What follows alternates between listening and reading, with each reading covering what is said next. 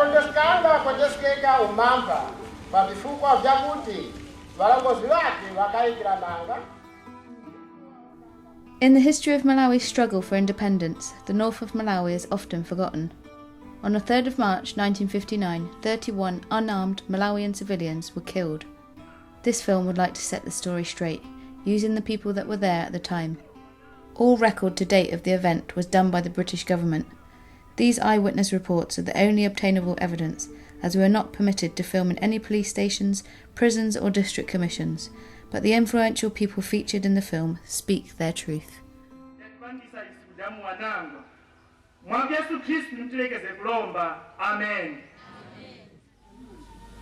From the time the government declared state of emergency on 3rd March 1959, I was arrested at 3 minutes past 12 midnight. That time, the government did not trust African policemen. So what the government did was, in each group of 5 African, there was a special constable, a European. You would be tied on the legs, tied on the hand, take a pole, put through one constable behind, one constable this way, carrying you as an animal from the bush. The problem is, they lived in fear. The time we were fighting for freedom, our aim was that we must live freely. On 3rd March, we were arrested. So our arrest, we came to police station. From police station, they took us to the ship. We were treated very badly. In the year 1959, when I was working at Nkhata Bay, is where an emergency was declared by the government. During that time, I was a staff first sergeant wire, my position. Ndipo nikukumbukira pa siku limene pa 3rd March panabwera azungu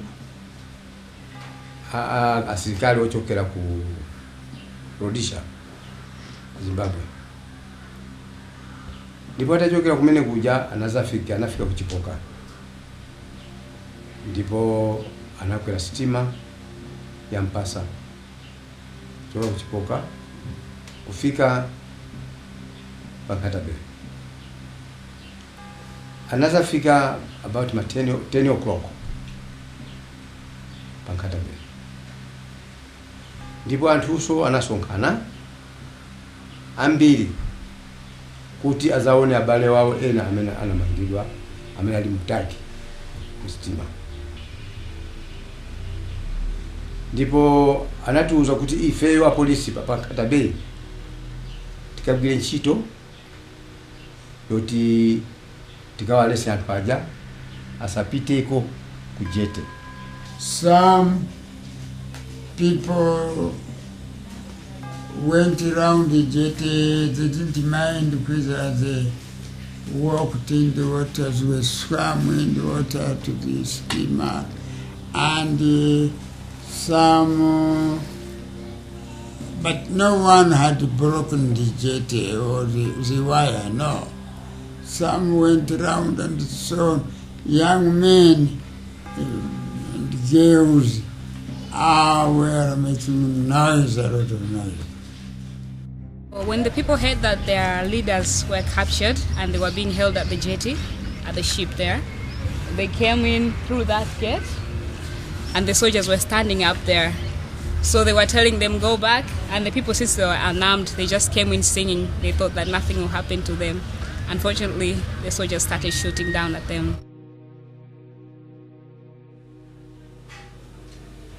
Now, instead of handing over the leaders to the people who wanted them, he ordered these soldiers to make one volley. They said, one volley. Ready, fire!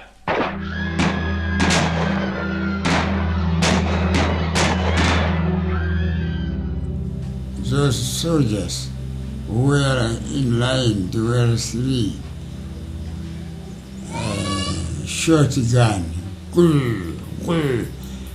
At that time, we didn't know they were shooting us, and then after that, people ran away, and then some people who were outside ran away, and we saw, I saw Tonga Zero myself, was nearly falling down, and some people who thought they were just hiding, where they were not hiding, they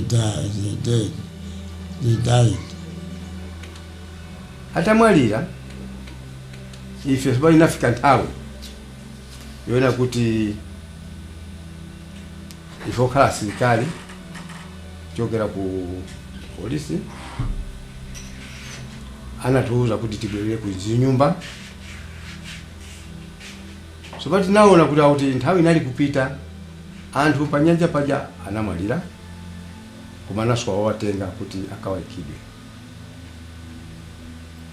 Ndipo nthawi imeneyi ni nthawi imene ife mga ine ndinali leader wa nkhani imeneyi, pa ntchito imeneyi, pa nthawi imeneyi ndinali leader wake. Ndinafunsa officer in charge wanga kuti anthu amwalira paja kodi muchita nawo bwanji, chifukwa kuno nkotentha, ayenera kuti achosedwe akayikidwe kumanda. Ndipo bwana ananena kuti DC wakamba kale ndi abwana ankumbira, koma wakanira akuti tike tokha kuno. Ndipo kuchoka pamenepo panazapeza kuti anandiuza ine kuti uone chochita. Ndipo ine ndinaona malo oti anthu pamene ayikidwe. Ndipo anthu pamenewa napita kujete kuja tinakatenga anazayikidwa pamalo amene ali lero. All those who were shot dead at the jet, relatives refused to take the carcasses, and as a result, prisoners were organized to bury them where they are buried.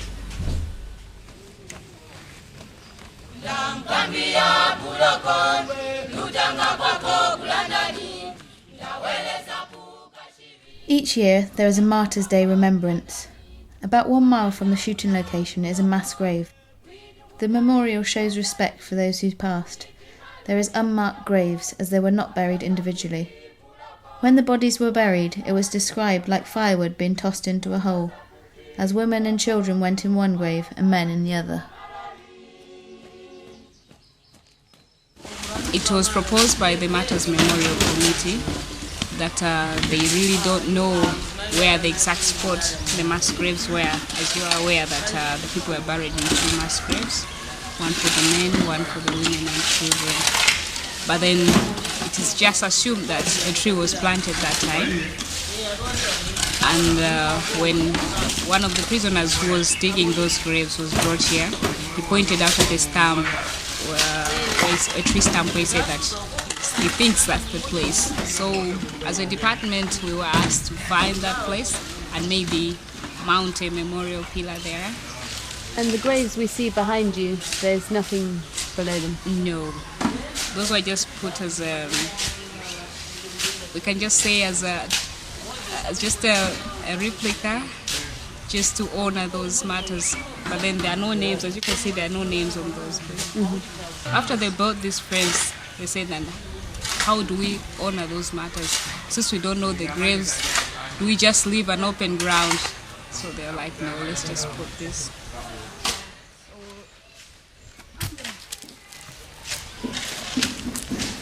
This is the stamp where it's assumed that the mass graves are.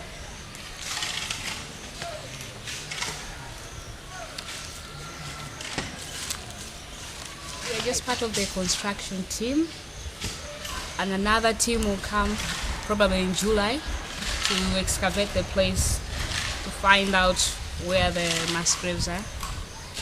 And what will they do with the bodies when they find them? They won't be moved.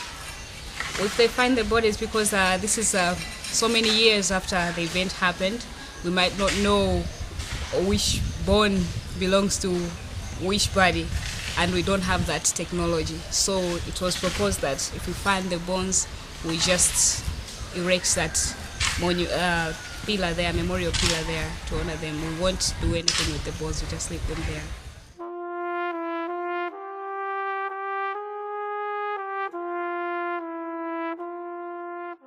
Shortly after the shooting, the British government set up a commission of inquiry.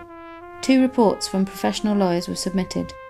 The Devlin report, headed by Lord Devlin, to look into the incident, followed by Monckton Commission to analyse the state of emergency. It is believed that a true account of this event has never been reported, as both these lawyers were obtained by the Colonial Office and therefore British biased. This is part of Malawian history, and it should not be protecting any master.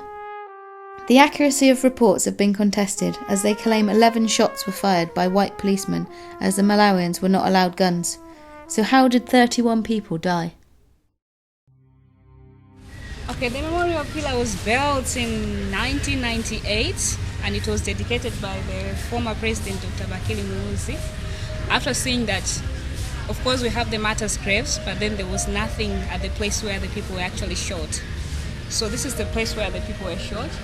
It is thought that the soldiers were standing up there, and while the people were passing here, they just shot down here, and 33 of them died.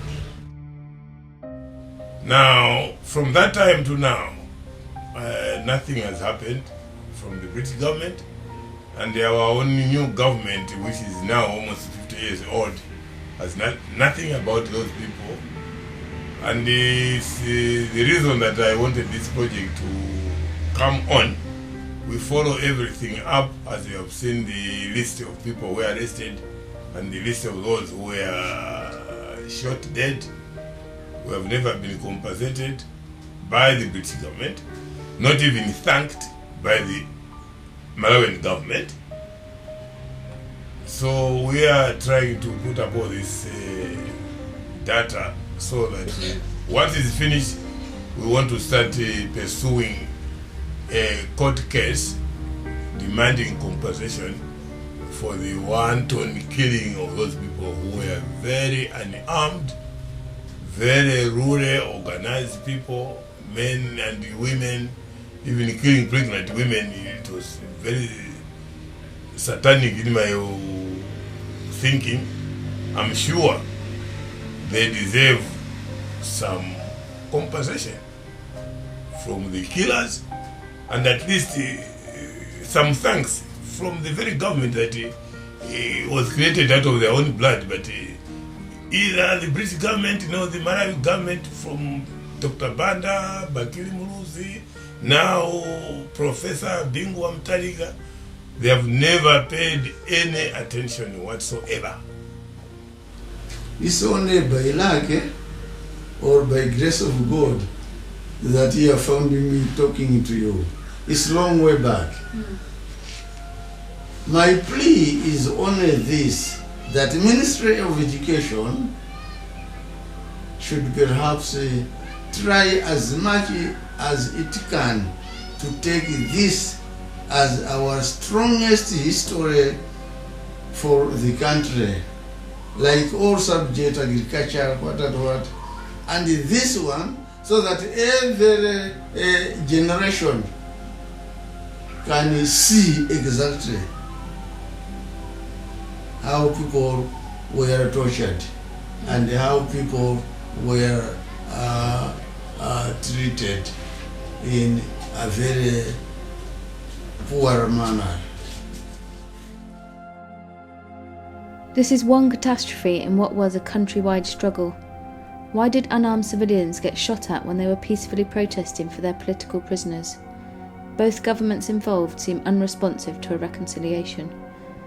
With continued corruption in Malawi, how will justice be served? This page in Malawi's history is crucial for development of the country and its people. Educating generations to come about the truth is the only justice that can be guaranteed.